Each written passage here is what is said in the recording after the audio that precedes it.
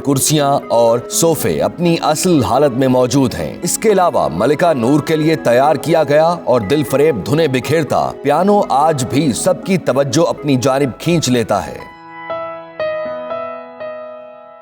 महल की छत पर खूबसूरत नक्शो निगार बनाए गए हैं, जिनके जरिए मुसव्विर ने उन तारीखी हालात की मंजरकशी करने की कोशिश की है जब बनु अब्बास का खानदान बगदाद से समंदर के रास्ते बरे सगीर पहुंचा और यहाँ बहावलपुर में अपनी रियासत कायम की।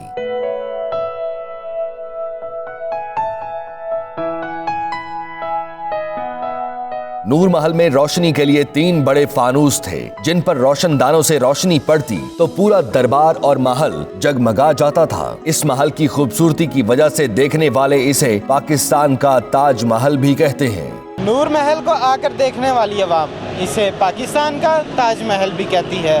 कैमरामैन इकबाल कुरैशी के साथ सरोश इफ्तिखार, 92 न्यूज़, बहावलपुर।